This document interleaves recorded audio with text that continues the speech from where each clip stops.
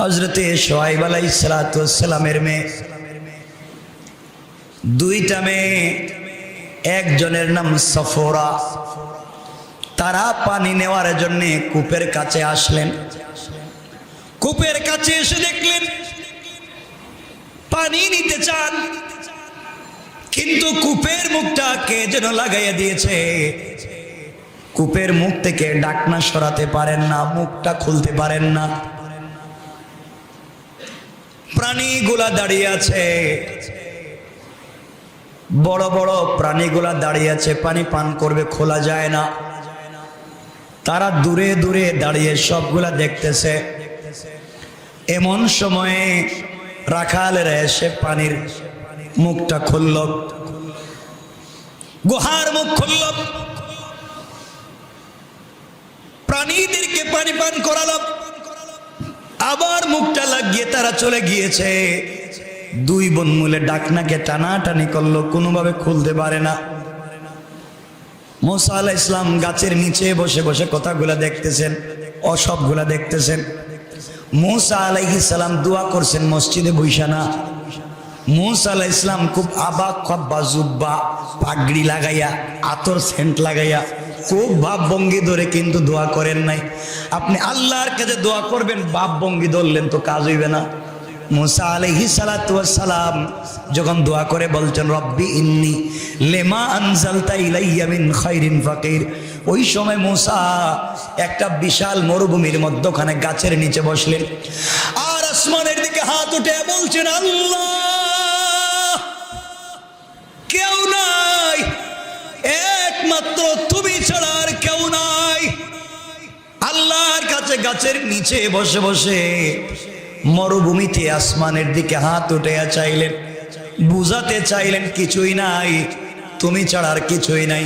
পেরেশান, নিজের অস্তিত্ব বিলীন করে যখন চাইবেন, আল্লাহ বলেছেন বান্দা তোর চাহনি আমার কাছে বড় লজ্জা লাগে, চোখ নামাবার আগে আগে আমি আল্লাহ আমার বান্দার দোয়াকে কবুল করে নে।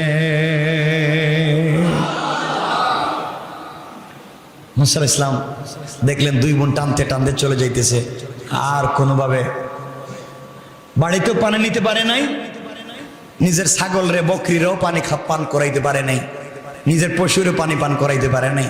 মুসা আলাইহিস সালাম এক টান দিয়া মুখটা সরাইয়া ফেলেছে,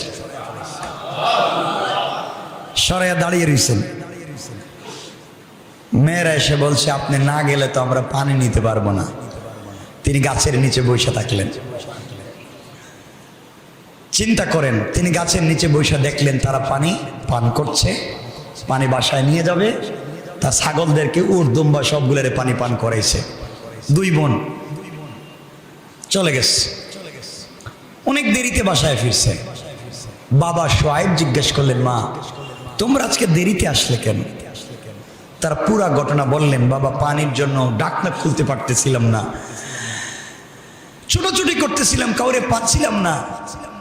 এক আগন্তুক গাছের নিচে বসেছিল, ও আমাদেরকে বহুত হেল্প করছে, সহযোগিতা করছে, ওটা সরাইয়া দিছে, আমরা পানি পান করাইতে পারছি, পানি নিয়ে আসছি, আমরা আমাদের পশুগুলারে পানি পান করাইছি। বাবা বললেন যাও ওই ছেলেটারে আমার কাছে নিয়ে আসো, আমি দেখতে চাই। সুবহানাল্লাহ নাই?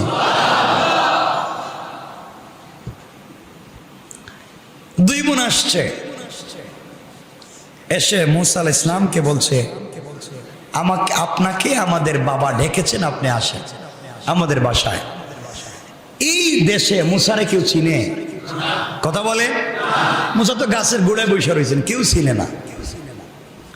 মুসা যখন হাঁটতেছেন, পিছনে পিছনে দুই বোন সামনে, দুই বোন বলছে আমরা হাঁটবো না, আমরা নবীর মেয়ে, আপনি আমাদের পিছনে হাঁটবেন, আমরা মেয়ে মানুষ আপনার সামনে হাঁটবো, এটা লজ্জার। বরং আপনি সামনে হাঁটেন, আমরা পিছ থেকে আপনাকে রাস্তা দেখিয়ে দেব। সুবহানাল্লাহ বললেন।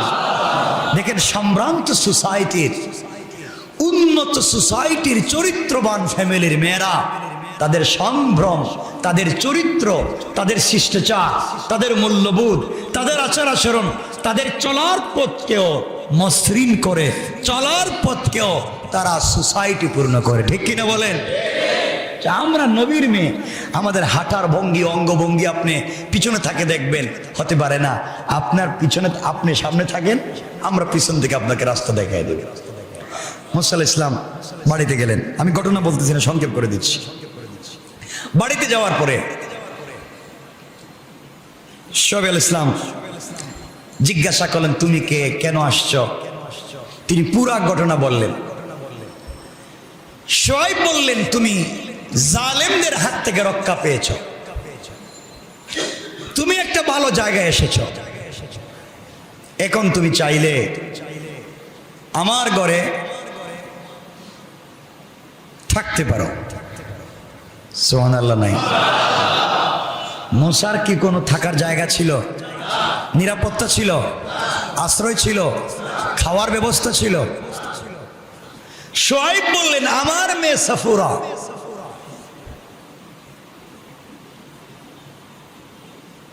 এই যে দেখতেছ, হযরত সাফুরা বলছেন, আব্বা এই ছেলেটার অনেক শক্তি, দেখতে অনেক ভাল লাগে, আপনি এর কর্মচারী বানায় দেন। শোয়েব বলছেন, বাবা তুমি এখানে থাকতে পারো আজীবন নির্দ্বিধায়, তোমাকে আমি আশ্রয় দিলাম, তোমাকে আমার ঘরে নিরাপত্তা দিলাম, এবং আমি তোমার অভিভাবক হয়ে গেলাম, আমি তোমার গার্জিয়ান হলাম। এখন তুমি চিন্তা করো। আর একটা কথা, এই যে আমার মেয়ে, এই মেয়েটাকে তোমার কাছে বিয়ে দিতে চাই, তুমি কি রাজি? সুবহানাল্লাহ বললেন না?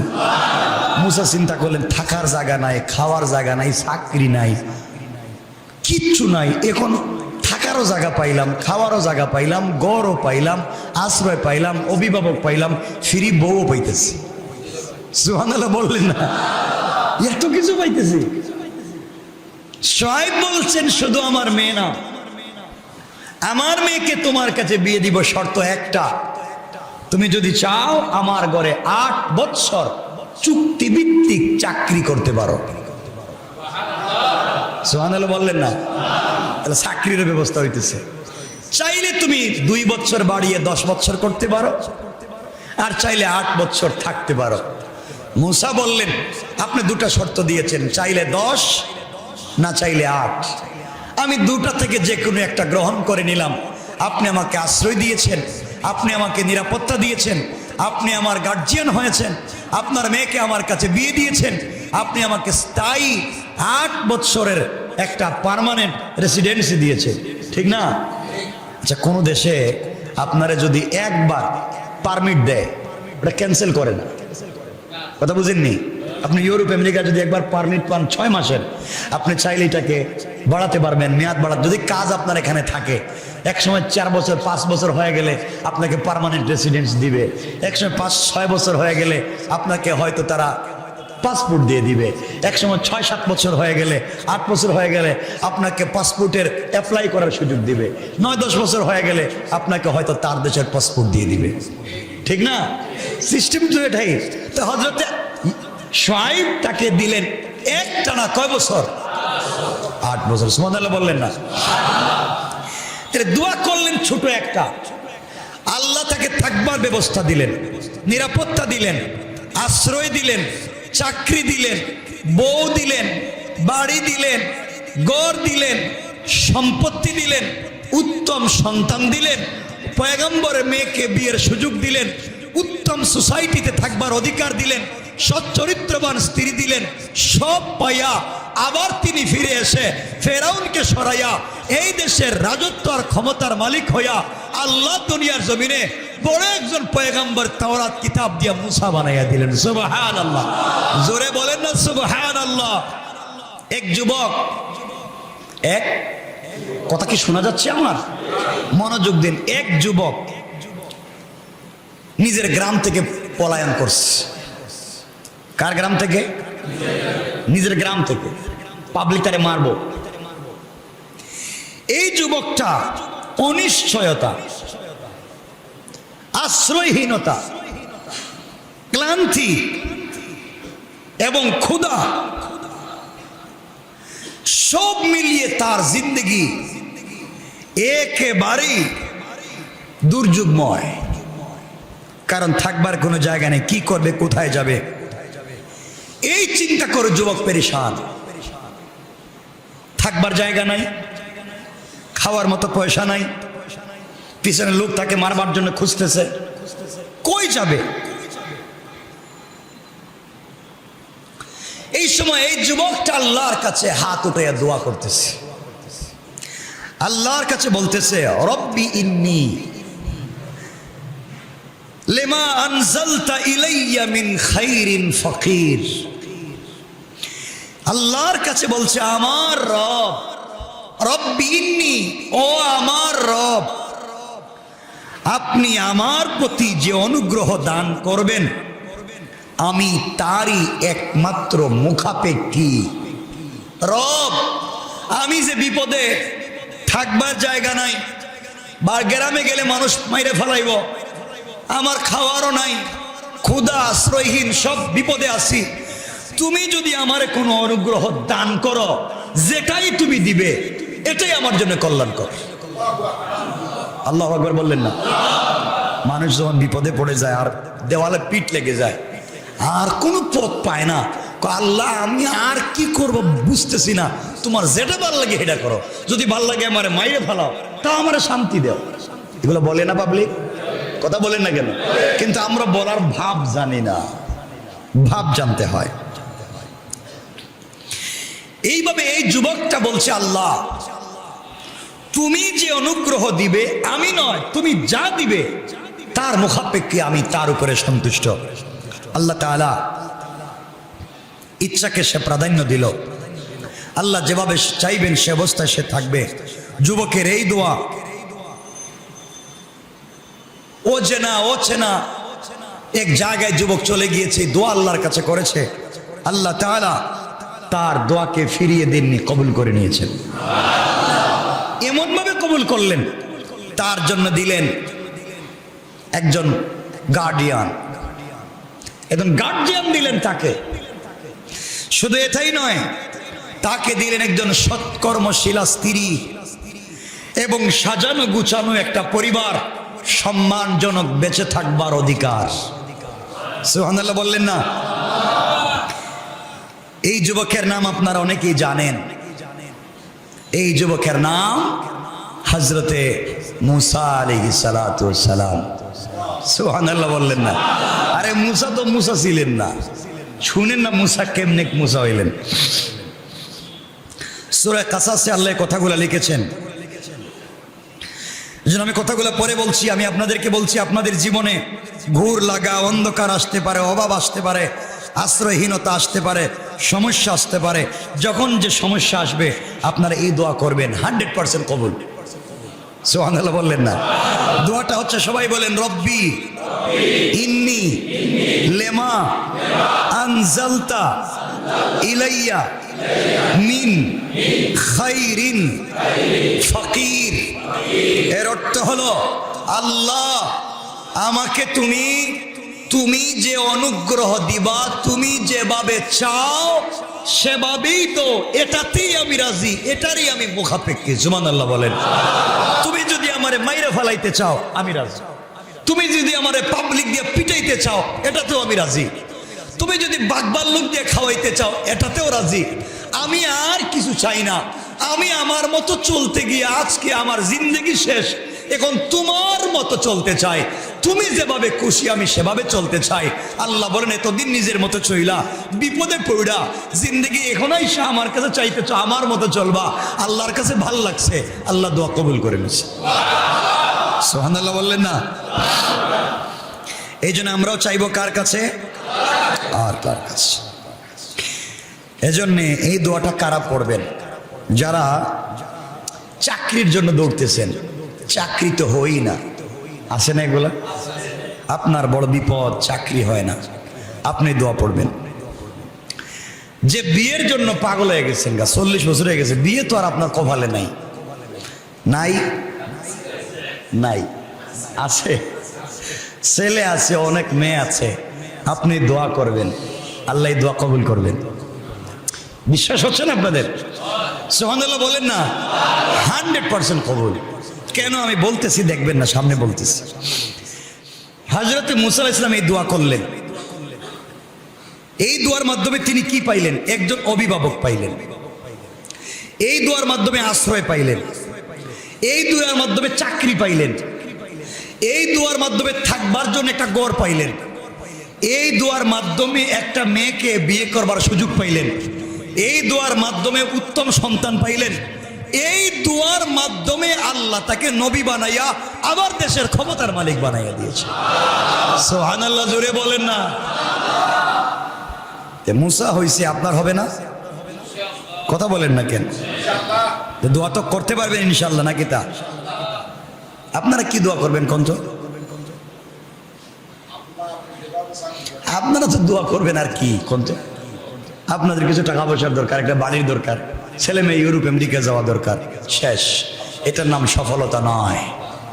এটার নাম সফলতা নয়। সফলতা তার নাম ইন্তেকালের সাথে সাথে যদি রব সন্তুষ্ট হয়ে জান্নাত দিয়ে দে, তার চাইতে বড় সফলতা আর যারা মরে গিয়েছে, মাটির নিচে চলে গিয়েছে, তারা হাজারো আফসোস করছে, হাজারো ভাবে আল্লাহকে বুঝাতে চাচ্ছে, আল্লাহ একবার দেও, একটা বার যাই, 1 মিনিটের জন্য দুনিয়ায় দাও, আর একবার তো দেও না, আমি যাই, দেখো আমি কি করে আসতে পারি, দেখো না আমি কি করি। দুনিয়ার লোভ ও লালসা, দুনিয়ার মোহ ত্যাগ করে যতক্ষণ বেঁচে থাকবো শুধু তোমার কদমে সেজদা দিব। রব আমাকে আরেকবার যাওয়ার সুযোগ দাও।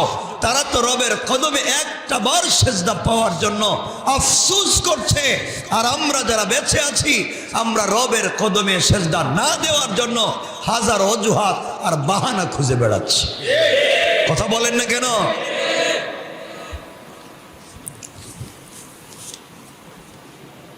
কি জবাব আছে আপনার আল্লাহর কাছে? কি জবাব আছে আল্লাহর কাছে আপনার? এজন্য আল্লাহর ওয়াস্তে আপনাদেরকে বলছি, রমজানুল মুবারক আমাদের সামনে একেবারে কাছাকাছি হাজির। এই রমজানকে আমরা কদর করব। বলেন ইনশাআল্লাহ, বলেন ইনশাআল্লাহ। আমি বলবো রমজানের রুটিন করেন। ফজরের নামাজের জামাত শেষ হয়ে যাওয়ার পরে কি করবেন? কয় ঘন্টা ঘুমাবেন? ঘুম থেকে উঠে আপনি কি কাজটা শুরু করবেন? জোহরের কতক্ষণ আগে উঠবেন? কয়বার তাসবিহ পড়বেন? কত রাকাত সালাত পড়বেন? কতটা আয়াত কোরআনের পড়বেন? কয় খতম কোরআন দিবেন? কতবার নিজের জন্য, মা বাবার জন্য দোয়া করবেন? জোহরের সালাতের পরে আপনি কি কাজ করবেন? আসরের আগ পর্যন্ত কি করবেন? আসর মাগরিবের মধ্যখানে কি করবেন? ইফতার সামনে নিয়ে কতক্ষণ বসে দোয়া করবেন? ইফতারের পরে আপনি কি করবেন? তারাবিহ কোথায় পড়বেন? তারাবিহের আগে কি করবেন? তারাবিহের পরে কি করবেন? তাহাজ্জুদটা কখন পড়বেন? এভাবে একটা রুটিন করেন। মাত্র একটা মাস যদি রুটিনের ভিতরে নিয়ে আসতে পারেন, আল্লাহ আপনার গোটা জিন্দেগিকে রুটিন বানাইয়া দিবেন ইনশাআল্লাহ। আমি চেষ্টা করব আপনাদেরকে বলার, আপনারা তো রুটিন বানাবেন। আজকের ইফতারে কি খাবেন, আগামী কালকের ইফতারে কি আছে, পরের দিনের সেহরিতে কোন তরকারি, এর পরের দিনে কি খাবেন, কোন ঈদের কোন ড্রেসটা কিনবেন, কাকে কি দিবেন, এই নিয়ে এই টেনশনের শেষ নেই। কথা বলেন না কেন? এগুলাই তো আমাদের আফসোস হয়। আমি বলতে চাচ্ছি, হয়তো এখন বলতেছি না, আগামী জুমার জন্য বলতে চাই, আপনাদের রুটিনটা হওয়া দরকার ছিল কেমন, প্রস্তুতি হওয়া দরকার ছিল কেমন। আমাদের প্রস্তুতি হচ্ছে ঈদের আগে যারা ম্যাগাজিন বানায়, ম্যাগাজিন নিয়ে ব্যস্ত, যারা নাটক সিনেমা বানায়, ঈদের নাটক সিনেমা, রমজানের এগুলো নিয়ে ব্যস্ত। এটার নাম রমজানের প্রস্তুতি। যারা দোকানদারি করে, এরা কেমনে বেসন সুলা চানা জমা করব, এই চিন্তা নিয়ে ব্যস্ত। কথা বলেন না কেন? আর আপনারা ব্যস্ত কত লম্বা এই যে বাজারের লিস্ট বানাবেন আর কোন দোকান থেকে খরচ করবেন, এই চিন্তা নিয়ে আপনারা ব্যস্ত। আফসোস, আল্লাহ বলেন কি, তারে রমজান দিলাম না খাওয়ার জন্য, সংযমী বানাবার জন্য, এরা দেখি বাজার খালি করে ফেলেছে। এই জন্য রমজান আপনাকে আমাকে কাজ দিবে না। আল্লাহর ওয়াস্তে রমজানকে কাজে লাগাই। বলেন ইনশাআল্লাহ, বলেন ইনশাআল্লাহ। আচ্ছা, আপনাদেরকে বলছি, মনোযোগ দিয়ে শোনেন।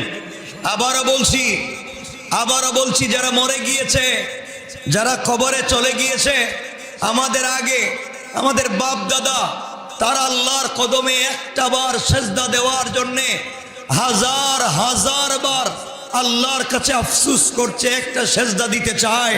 আর আমরা জমিনে বেঁচে থেকে আমরা কেমনে নিজেকে সেজদার থেকে বাঁচাবো, এই জন্য হাজারো বাহানা খুঁজে বেড়াচ্ছি। কথা বলেন না কেন? কত বাহানা। আপনি কি কখনো ভাবছেন ফজরের নামাজ কয় রাকাত? কথা বলছেন না? ফরজ, ফজরের সালাত ফরজ কয় রাকাত? 365 দিনে কয় রাকাত হয় বলেন? 730 রাকাত। তাহলে একটা বছর 365 দিনে ফজরের নামাজ কয় রাকাত ফরজ? 730। জোহরের নামাজ ফরজ কয় রাকাত? 365 দিনে কত রাকাত হয়? 1460 রাকাত। 1460। আসরের নামাজ 4 রাকাত, 1460। মাগরিবের নামাজ 3 রাকাত, কত হয়? 1000। দেখেন না, 3 রাকাত 365, 1095। অঙ্ক কি এত কাছে হয়ে গেছেন কি আপনারা? খালি দোকানের হিসাব করতে পারেন ঠিক মতো। 1095, 1095।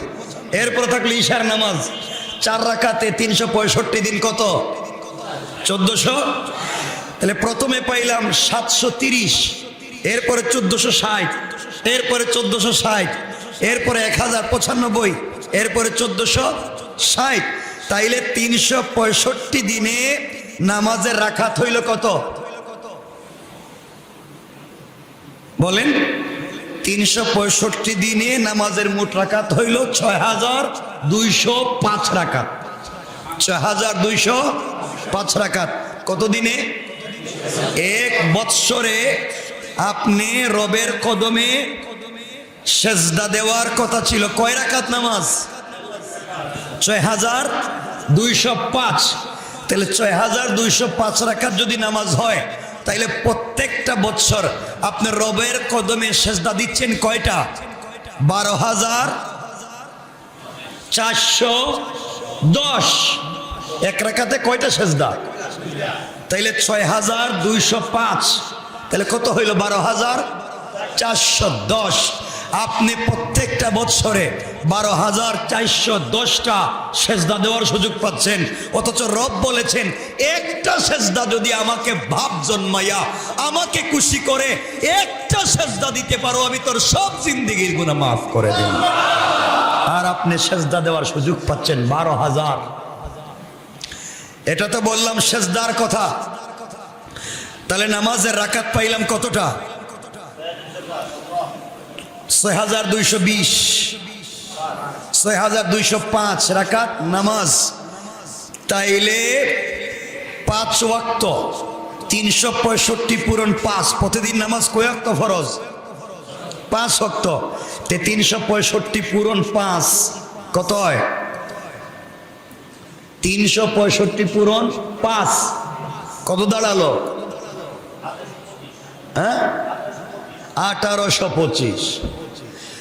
তাহলে এখন বুঝাতে চাইলাম 1825 ওয়াক্ত নামাজ এক বছর।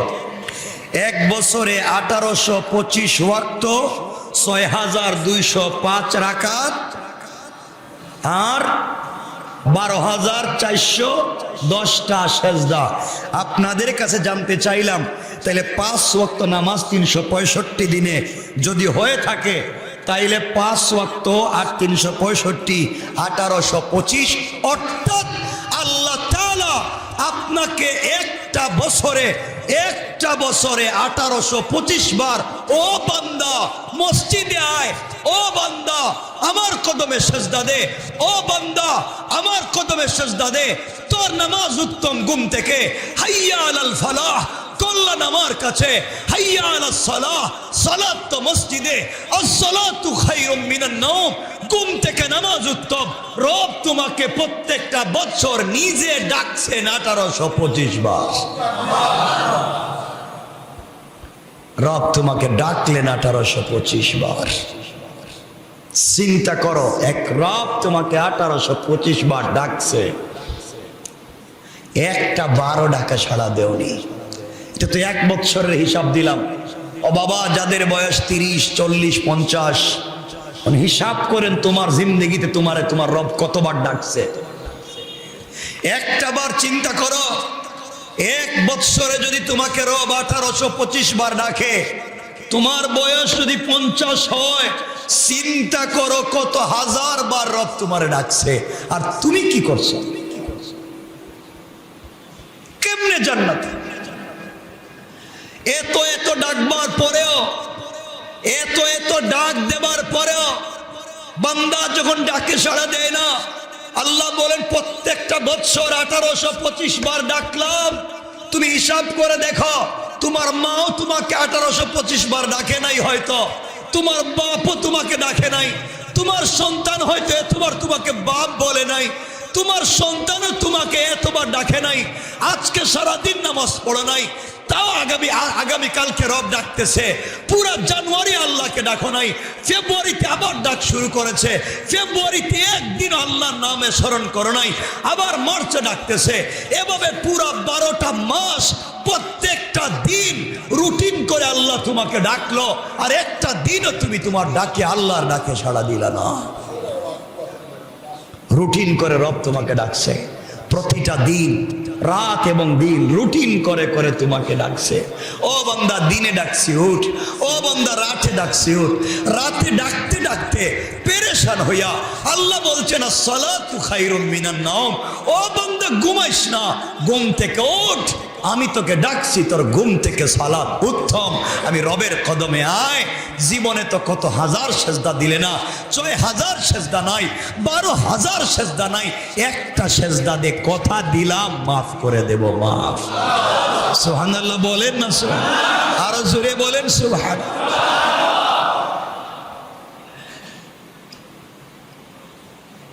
রবের কদমে সেজদা দিচ্ছেন না, রব এত করে ডাকতেছে, সেজদা দিচ্ছেন না।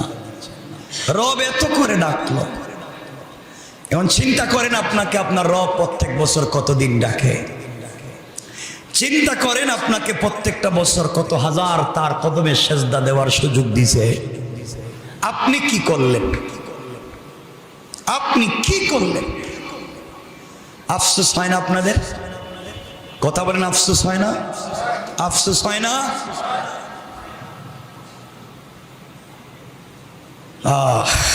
এই সুযোগ আর পাবে না। মরে গেলে সুযোগ শেষ, অসুস্থ হয়ে গেলেও সুযোগ শেষ, আর কদমে সেজদা দিতে পারবেন না। এজন্য এখনো সময় আছে, আল্লাহর কদমে সেজদায় পড়ে যায়, আল্লাহকে ডাকি। রব বলেছেন বান্দা কথা দিলাম তোকে মাফ করে দেব। আল্লাহ যখন দেখলেন 12 মাস আমি ডাকছি, 1825 বার আমি ডাকছি, এরপরে আমার ডাকে সাড়া দেয় নাই, একটা নামাজ আমার ডাকে সাড়া দেয় নাই, না দিয়া করছে গুনাহ, তাও আমার হুকুম মানে নাই, তাও করছে গুনাহ, আমার রাসূলের তরিকা মানে নাই, তাও করছে গুনাহ, পাবলিকের হক দেয় নাই, তাও করছে গুনাহ, আত্মীয় স্বজনের হক দেয় নাই, তাও করছে গুনাহ, ভালো কাজ করে নাই, তাও করছে গুনাহ। গুনার কাজ আর গুনার কাজ করতে করতে বান্দা যখন একবার ব্যস্ত, আল্লাহ বলছেন আর কোন উপায় নাই, আমার বান্দারা তো জাহান্নামে ফেরেশতারা টাইনা নিয়ে যাবে, এখন তো আর বাঁচার কোনো পথ নাই। আল্লাহ দিয়া দিলেন রমজানুল মুবারক, আর দিয়া বলেন ও বান্দা রমজান দিছি, এবার রমজানে আয়, একটা রাত্রে সেজদা দিবে, 1000 বছরের গুনাহকে মাফির ওয়াদা দিলাম, ওয়াদা দিলাম। সুবহানাল্লাহ জোরে বলেন। এতদিন ডাকছি আসস নাই, আয় যায়, রমজানে আয়, মাফ করে দেব। রব বুঝতে পেরেছেন বান্দারে মাফের সুযোগ নাই, রমজান দিয়েছেন, এরপরে বুঝছেন পুরো রমজান চলে যাচ্ছে, 11 মাস গেল, রমজানটাও যাচ্ছে, বান্দা আল্লাহরে ঠিক মতো ডাকতেছে না, না সেহরি, না ইফতার, না রোজা, না ইবাদত, না তারাবি, কিছুই ঠিক মতো করতেছে না। এবার আল্লাহ আফসোস করে বলছেন, আমার বান্দা দেখছি 11 মাসও ডাকে নাই, রমজানও চলে যাচ্ছে তাও তো ডাকতেছে না, নির্ঘাত জাহান্নামী। আল্লাহ বললেন, ও ফেরেশতারা, আমি রমজানের শেষ সপ্তাহে একটা মাস দিছি যার নাম লাইলাতুল কদর, তানাজ্জালুল মালাইকা ওয়ার রূহু ফিহা। আমি এই মাসের এই রাত্রে হাজার হাজার রহমতের ফেরেশতা দিয়া জিবরিল আমিনকে পাঠাইয়া দিব। এই রাত্রে কমপক্ষে যারা সেজদায় পাবে তার পুরা জিন্দেগির গুনাহকে মাফ করে আগামী 100 বছরের হায়াতে যদি বেঁচে থাকে এই পরিমাণ সওয়াব আমল নামায় লিখে দেওয়ার ওয়াদা দিলাম, ওয়াদা। এত সুযোগ, এত সুযোগ, এত সম্ভাবনা। রব কত সুযোগ খুঁজে তোমাকে মাফ করে দেওয়ার।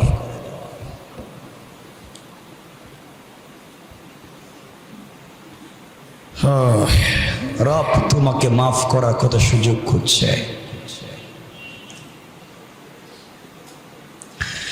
আল্লাহ রব্বুল ইজ্জত ওয়াল জালাল বললেন, ও বান্দা, ওয়াল্লাযীনা ইয়াকুলুনা রব্বানা ইসরিফ আন্না আযাব জাহান্নাম ইন্না আযাবাহা কানা গারামা। আল্লাহ বললেন, বান্দারে, সাকারাত শুরু হয়ে যাওয়ার আগে, গারগারা শুরু হয়ে যাওয়ার আগে, কবরে চলে যাওয়ার আগে, মালাকুল মউত পৌঁছে যাওয়ার আগে, আজরাইল চলে আসার আগে, তোমার আত্মীয় স্বজন তোমাকে সাদা কাপড় দিয়ে প্যাকেট করবার আগে, হাত পায়ে রশ্মি লাগাবার আগে, মাটির নিচে চাপা দেওয়ার আগে, তোমার জানাজা শেষ হয়ে যাওয়ার আগে আগে হায়াতে জিন্দেগি যদি বাকি থাকে, ও আমার বান্দা, হায়াতে জিন্দেগি বাকি থাকতে একটা দিন আমি রবের ডাকে সাড়া দে, আমার ডাকে সাড়া দিয়া, আমার দেওয়া কপাল আমার কুদরতের পায়ে লাগাইয়া, আমার দেওয়া চোখ থেকে 1 ফোঁটা পানি ছেড়ে দিয়া, আমার দেওয়া জবান দিয়া আমাকে যদি একটা বার আল্লাহ বলে ডাক দিতে পারো, বান্দারে, আমি আল্লাহ কথা দিলাম, তোমার গুনাহ যদি সাগর সাগর হয়ে যায়, আটলান্টিক মহাসাগর পরিমাণ তোমার গুনাহ যদি হয়ে যায়, আসমান জমিনে যদি তোমার গুনায় ভরে যায়, এই গুনাহ নিয়ে যখন তুমি আমার কদমে সেজদায় পড়ে যাবে, বান্দারে, আমি আল্লাহ তার চাইতে আরো বড় রহমতের সাগর নিয়া তোমাকে আমার কুলে উঠাইয়া জান্নাতি বলে ফয়সালা করে দিতে আমি আল্লাহর 1 মিনিটও দেরি হবে না। পড়েন সুবহানাল্লাহ।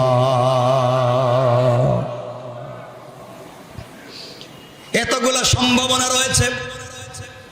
ও মুসলমান, আমি জানতে চাই না আপনার পরনে কোন কালারের পাঞ্জাবি আছে, শার্ট আছে, প্যান্ট আছে, টুপি আছে কি না, আমি জানতে চাই না।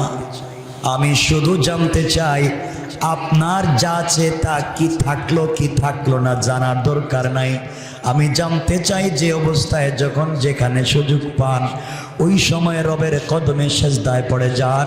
রব বলেছেন, আমি যখন কাউকে দিতে চাই, আমি যখন কাউকে দিব, আমি যখন কাউকে দেওয়ার সিদ্ধান্ত গ্রহণ করি, আমি যখন কাউকে দেওয়ার জন্য মনস্থির করি, আর ওই সময় যখন বান্দা সেজদার মাধ্যমে আমাকে সন্তুষ্ট করে ফেলে, পুরা পৃথিবীর মানুষ যা দিতে পারবে না, আমি আমার বান্দাকে একটা সেজদায় তার চাইতে বেশি দিতে পারি। সুবহানাল্লাহ, জোরে বলেন। কিন্তু আমরা তো সেই রবের কদমে সেজদায় চাই না, রবের কাছে চাই না। আফসোস হয়, আফসোস হয়। এই পৃথিবীতে মানুষ সুখী হতে চায়, চায় না? কেউ এই দুনিয়ার জমিনে দুবেলা ডাল ভাত খেয়ে সুখী হতে চায়, কেউ অট্টালিকায় থেকেও সুখী হতে পারে না। সবাই সুখের জন্য সুখ তালাশ করে, সবাই সুখ তালাশ করে। কেউ ভ্যান গাড়িতে, কেউ রিক্সায়, কেউ দামি প্রাইভেটে, কেউ পার্সোনাল হেলিকপ্টারে, কেউ ইউরোপ আমেরিকায়, কেউ তো বিভিন্ন জায়গায়। আর আল্লাহর গোলাম যারা, তারা সুখ তালাশ করে রবের কদমে সেজদায়। কথা বলেন। পৃথিবীর এত শান্তির জায়গা আজকে আজকে আজকে আমার কথায় নাই, আপনি আপনার আজকে নির্বেজাল ভাবে জীবনকে উপভোগ করুন। মোবাইল টেলিফোন বন্ধ করে দিন। আপনি যদি মোবাইল বন্ধ করে দেন, পৃথিবীর ৯৯ ভাগ ঝামেলা মুক্ত হয়ে যাবে। কথা বলেন না কেন? মোবাইল বন্ধ, দেখবেন কারোর সাথে তো যোগাযোগ নেই। কি হইলো দোকানের, কি হইলো বাড়ি, কি হইলো বউ বাচ্চার, কি হইলো খবর নাই, সব বন্ধ। খোলা রাখবেন একটা দরজা, সেটা হচ্ছে আল্লাহর সাথে।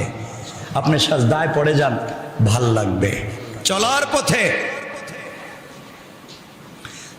পথে আপনি বন্ধু নির্বাচন করেন। আজকে অধিকাংশ মানুষ জাহান্নামে যাবে বন্ধুর কারণে। চলার পথে আপনি বন্ধু নির্বাচন করেন।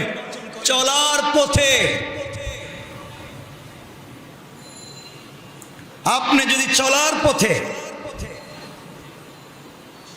বন্ধু নির্বাচন করতে ভুল করেন, আপনি জান্নাতে যাওয়ার সম্ভাবনা নাই। কথা বলেন না কেন? কারণ কামার চিনেন তো? কামারের কাজ কি? লোহা পিটানো, দা খুন্তি তৈরি করা। আপনার এক বন্ধু কামার, আপনি কামারের কাজ করেন না, আপনি খুব বড় পয়সাওয়ালা, কিন্তু কামারের দোকানে যদি গিয়া বসেন, কামারের কাজ না করলেও শরীরে এবং কাপড়ে দোয়া লাগবে না। কথা বলেন না কেন? লাগবে। আর আপনার একজন বন্ধু যদি আতরওয়ালা হয়, ভালো দামি আতর ব্যবহার করে, আপনি তার কাছে বসলেন, সে আপনার আতর দিল না, এরপরেও আপনার শরীরে আতরের ঘ্রাণ লাগবে। কথা বলেন না কেন? লাগবে। বন্ধু নির্বাচন করেন, ভালো মানুষের কাছে থাকেন। আপনারে ভালো পরামর্শ না দিলেও ভালো মানুষের কাছে থাকতে থাকতে হয়তো আপনারে জান্নাত বানাইয়া দিবে, জান্নাতে পৌঁছে দিবেন। কে? আসহাবে কাহাফের ঘটনা আমি বলছি না। আসহাবে কাহাফ গুহার ভিতরে যে যুবকেরা গোপনে লুকাইছিল বাদশার কাছ থেকে বাঁচবার জন্যে, তাদের সঙ্গে গুহায় সাথে গিয়েছিল কুকুর। কে যায় নাই? কুকুরে গিয়েছিল। ভালো মানুষের কাছে থাকবার কারণে এই কুকুরকেও আল্লাহ জান্নাতি বানায় দিচ্ছে। সুবহানাল্লাহ বললেন না? আর ফেরাউনের এক বন্ধু ছিল, তার নাম হামান। তার নাম কি? ফেরাউন কমপক্ষে 100 বার মুসলমান হইতে চাইছে। একবার তো ফেরাউন সিদ্ধান্ত নিছে সকালবেলা গিয়েই মুসারে বলবো আমারে কালিমা পড়াও। রাত্রবেলা বউর সাথে পরামর্শ করছে হযরতে আসিয়া বলছেন আপনি তাড়াতাড়ি সকালে যান, মুসার কাছে গিয়ে কালিমা পড়েন। হামান, ফেরাউন চিন্তা করছে আমার বিশ্বস্ত বন্ধুর নাম হামান, তারে নাচ দিকে এত যাইতে পারি না। সব ঠিকঠাক করে কালিমা পড়ার নিয়তে ঘর থেকে বাইর হইয়া অর্ধেক পথে গিয়া কয় না আগে হামানের কাছে যাই। হামানের বাড়িতে গেছে, গিয়া বলছে দোস্ত আমি তো কালিমা পড়তে চাই। হামান বলতেছে আমি আইতাছি। ঘরের ভিতরে গিয়া দাঁড়ালো এক তরবারি আইনা ফেরাউনের সামনে দিয়া বলছে, ফেরাউন তরবারি দিলাম তোমার হাতে, এতদিন তুমি ছিলা ক্ষুধা, আজকে তুমি হয়ে যাবা বান্দা, আমি সহ্য করতে পারি না, তুমি বান্দা হওয়ার আগে আমারে মাইরে ফেলাও। ফেরাউন চিন্তা করলো আর যাই হোক, আমার কেউ না মানলে একজন তো আমারে মানতাছে। এই যে ভিতরে অহংকার ঢুকে গেল, আল্লাহ বলেন ফাখরুজ, বের হয়ে যাও। অপদস্থ জালিম, বন্ধুর কারণে তার অস্তিত্ব শেষ। এজন্য বন্ধু নির্বাচন করতে গেলে, বন্ধু নির্বাচনে যদি ভুল করেন তাহলে জিন্দগি শেষ। কথা বলেন না কেন? চলার পথে নির্দিষ্ট সংখ্যক মুনাফিক, চলার পথে নির্দিষ্ট সংখ্যক মুনাফিক এবং ষড়যন্ত্রকারীকে এড়িয়ে চলুন, জিন্দগির ৯৯ ভাগ সমস্যার সমাধান হয়ে যাবে। ঠিক কিনা বলেন? বিপদে তো মুনাফিকরাই, আপনার কাছের মুনাফিকটাই পালায়। এজন্যে আমরা চাইবো কার কাছে? বললেন না, জোরে বলেন, আল্লাহর কাছে। খুব মনোযোগ দিয়ে শুনেন, লম্বা করতে চাই না আমার বন্ধুগণ। সুতরাং এই দুনিয়ার জমিনে আমরা একমাত্র কেবলমাত্র চাইবো কার কাছে? সকলে বলেন। সময়টা রমজান কাছে আসছে, সবাই মিলে কার কাছে? আল্লাহর কাছে। আমি এক যুবকের কথা বলি কয়েক মিনিটে। এক যুবকের কথা বললে কথা শেষ করবো আজকে। এক যুবক, এক কথা কি শোনা যাচ্ছে আমার? মনোযোগ দিন। এক যুবক নিজের গ্রাম থেকে পলায়ন করছে। কার গ্রাম থেকে? নিজের গ্রাম থেকে। পাবলিক তারে মারবো। এই যুবকটা অনিশ্চয়তা, আশ্রয়হীনতা, ক্লান্তি এবং ক্ষুধা সব মিলিয়ে তার জিন্দগি একেবারেই দুর্যোগময়। কারণ থাকবার কোনো জায়গা নেই, কি করবে, কোথায় যাবে, এই চিন্তা করে যুবক পেরেশান। থাকবার জায়গা নাই, খাওয়ার মতো পয়সা নাই, পিছনে লোক তাকে মারবার জন্য খুঁজতেছে, কই যাবে? এই সময় এই যুবকটা আল্লাহর কাছে হাত উঠাইয়া দোয়া করতেছে, আল্লাহর কাছে বলতেছে, রব্বি ইন্নী লিমা আনজালতা ইলাইয়া মিন খাইরিন ফাকির।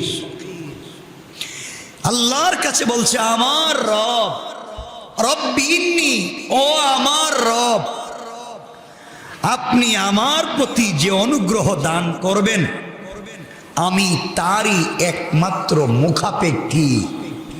রব, আমি যে বিপদে, থাকবার জায়গা নাই, বা গ্রামে গেলে মানুষ মাইরে ফেলাইব, আমার খাওয়ারও নাই, ক্ষুধা, আশ্রয়হীন, সব বিপদে আছি, তুমি যদি আমারে কোনো অনুগ্রহ দান করো, যেটাই তুমি দিবে এটাই আমার জন্য কল্যাণকর।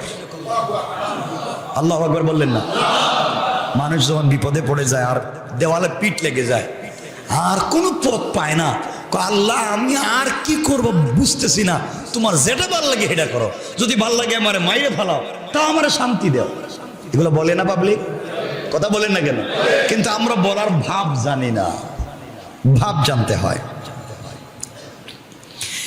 এইভাবে এই যুবকটা বলছে, আল্লাহ তুমি যে অনুগ্রহ দিবে, আমি নয়, তুমি যা দিবে তার মুখাপেক্ষী আমি তার উপরে সন্তুষ্ট। আল্লাহ তাআলা ইচ্ছাকে সে প্রাধান্য দিল। আল্লাহ যেভাবে চাইবেন সে অবস্থায় সে থাকবে। যুবকের এই দোয়া ও চেনা এক জায়গায় যুবক চলে গিয়েছে, দোয়া আল্লাহর কাছে করেছে, আল্লাহ তাআলা তার দোয়াকে ফিরিয়ে দেননি, কবুল করে নিয়েছেন। এমন ভাবে কবুল করলেন, তার জন্য দিলেন একজন গার্ডিয়ান, একজন গার্ডিয়ান দিলেন তাকে।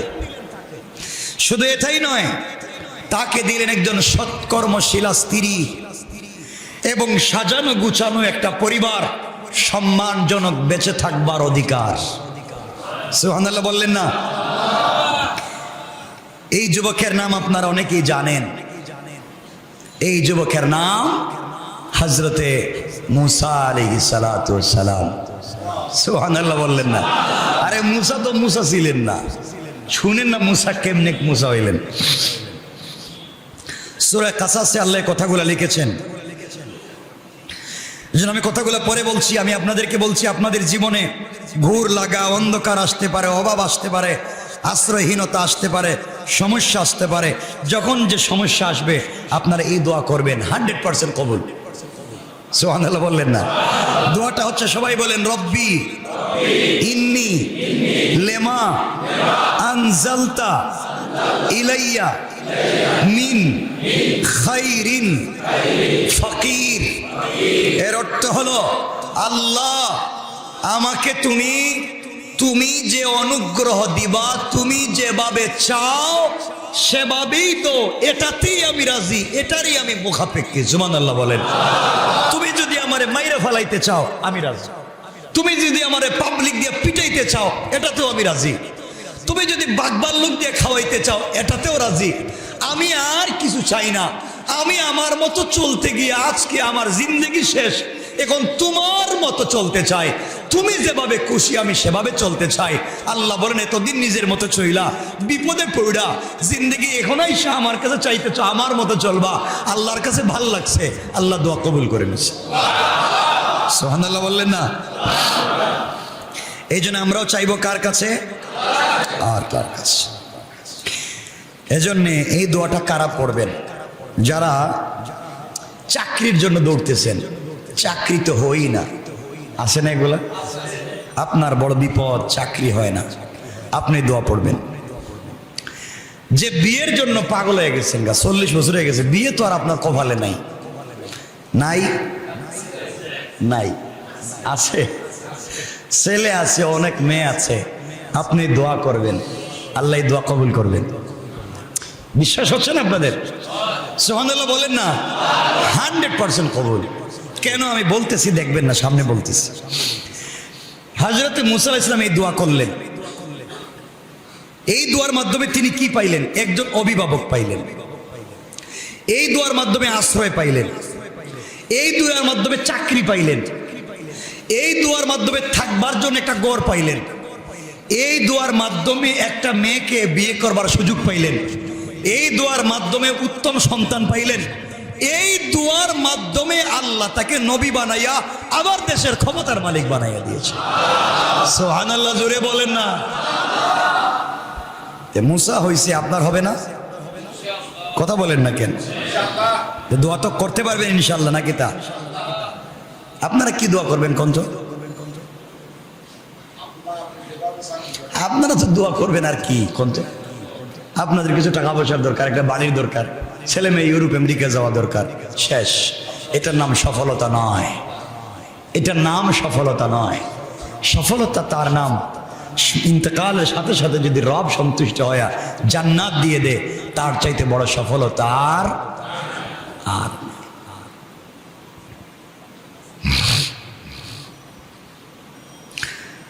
এই আয়াতটা চাকরি, বিয়ে, রিজিক, সুস্থতা, নিরাপত্তা সবকিছুর জন্য আশ্চর্যজনকভাবে দোয়াটা কবুল।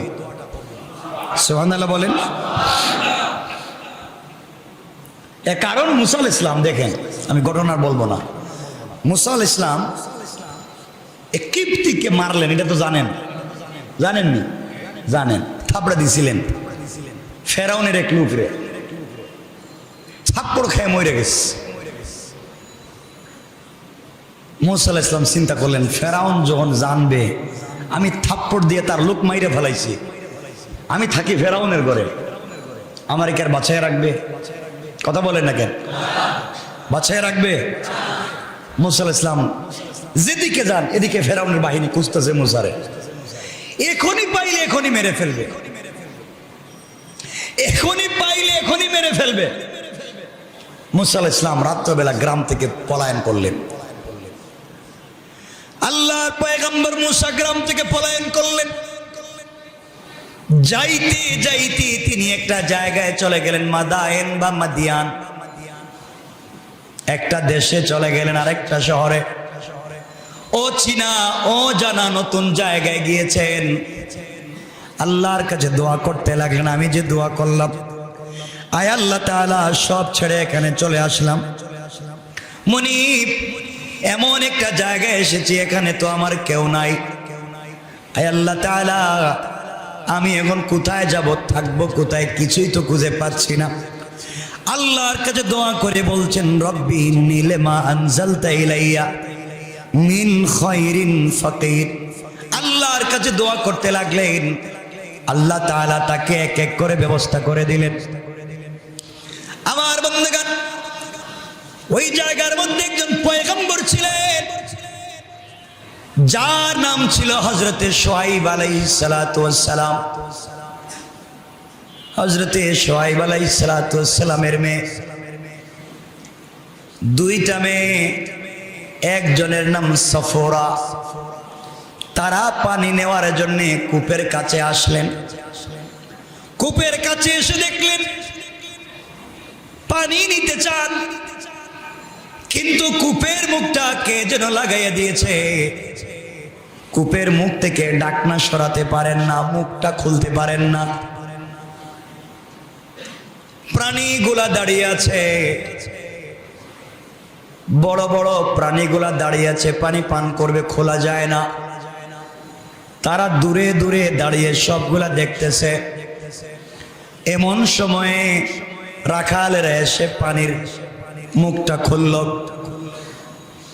গুহার মুখ খুলল, প্রাণীদেরকে পানি পান করালো, আবার মুখটা লাগিয়ে তারা চলে গিয়েছে। দুই বোন মিলে ডাকনাকে টানাটানি করলো, কোনোভাবে খুলতে পারে না। মুসা আলাইহিস সালাম গাছের নিচে বসে বসে কথাগুলা দেখতেছেন, অসবগুলা দেখতেছেন। মুসা আলাইহিস সালাম দোয়া করছেন মসজিদে বইসা না। মুসা আলাইহিস সালাম খুব আবাক খব্বা জুব্বা পাগড়ি লাগাইয়া, আতর সেন্ট লাগাইয়া খুব ভাব ভঙ্গি ধরে কিন্তু দোয়া করেন নাই। আপনি আল্লাহর কাছে দোয়া করবেন, ভাব ভঙ্গি ধরলেন তো কাজ হইবে না।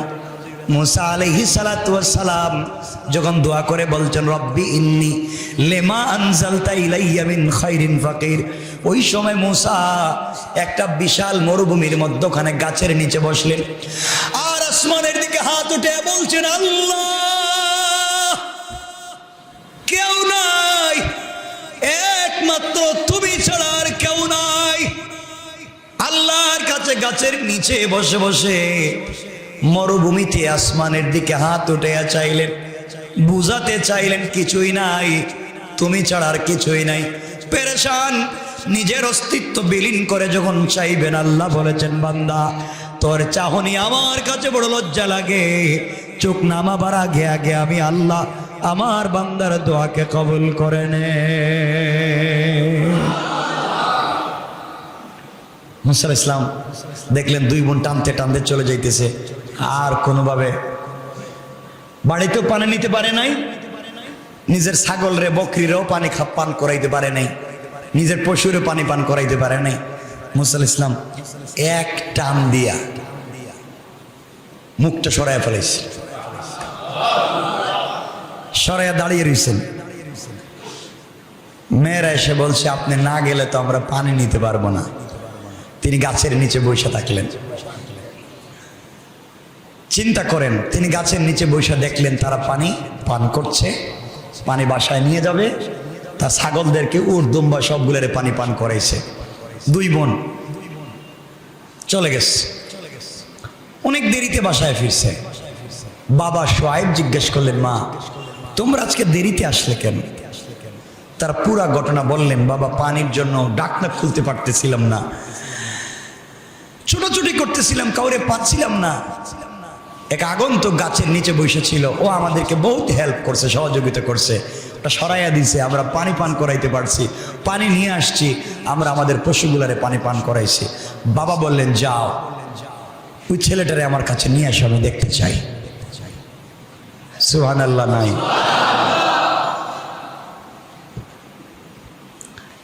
দুই বোন আসছে, এসে মুসা আলাইহিস সালামকে বলছে আমাকে আপনাকে আমাদের বাবা ডেকেছেন, আপনি আসেন আমাদের বাসায়। এই দেশে মুসারে কেউ চিনে?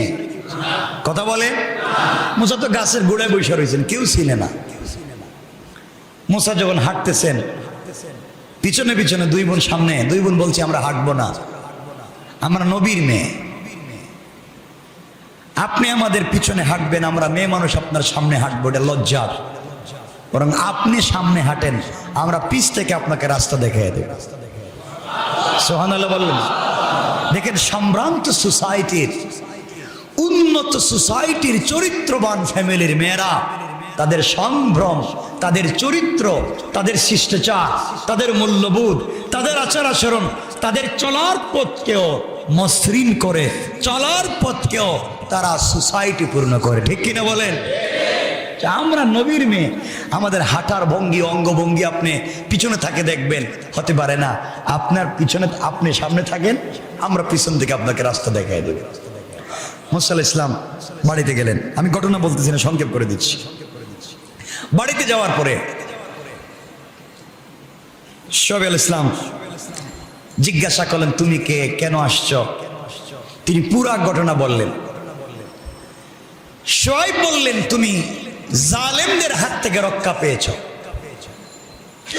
তুমি একটা ভালো জায়গায় এসেছ, এখন তুমি চাইলে আমার ঘরে থাকতে পারো। সুবহানাল্লাহ নাই? মুসার কি কোনো থাকার জায়গা ছিল? নিরাপত্তা ছিল, আশ্রয় ছিল, খাওয়ার ব্যবস্থা ছিল। শুআয়ব বললেন আমার মেয়ে সাফুরা,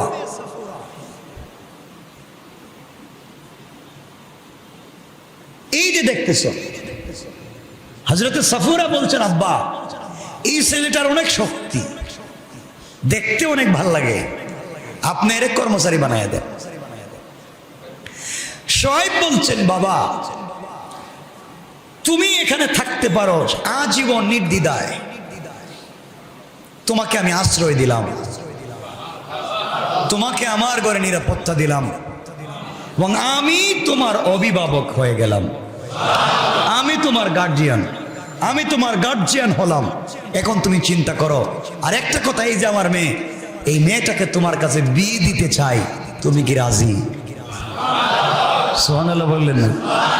মুসা চিন্তা করলেন থাকার জায়গা নাই, খাওয়ার জায়গা নাই, চাকরি নাই, কিচ্ছু নাই, এখন থাকারও জায়গা পাইলাম, খাওয়ারও জায়গা পাইলাম, গড়ও পাইলাম, আশ্রয় পাইলাম, অভিভাবক পাইলাম, ফ্রি বউও পাইতেছি।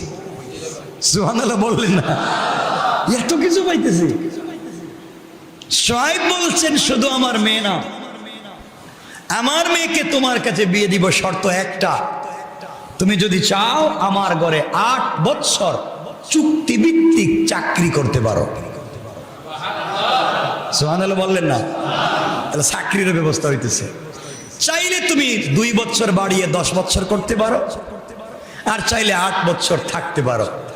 মুসা বললেন আপনি দুটা শর্ত দিয়েছেন, চাইলে 10 না চাইলে 8, আমি দুটা থেকে যে কোনো একটা গ্রহণ করে নিলাম। আপনি আমাকে আশ্রয় দিয়েছেন, আপনি আমাকে নিরাপত্তা দিয়েছেন, আপনি আমার গার্জিয়ান হয়েছেন, আপনার মেয়েকে আমার কাছে বিয়ে দিয়েছেন, আপনি আমাকে স্থায়ী 8 বছরের একটা পার্মানেন্ট রেসিডেন্সি দিয়েছেন, ঠিক না? আচ্ছা, কোনো দেশে আপনারা যদি একবার পারমিট দেয় ওটা ক্যান্সেল করে না, কথা বুঝেননি? আপনি ইউরোপ আমেরিকা যদি একবার পারমিট পান 6 মাসের, আপনি চাইলে এটাকে বাড়াতে পারবেন, মেয়াদ বাড়াতে, যদি কাজ আপনার এখানে থাকে।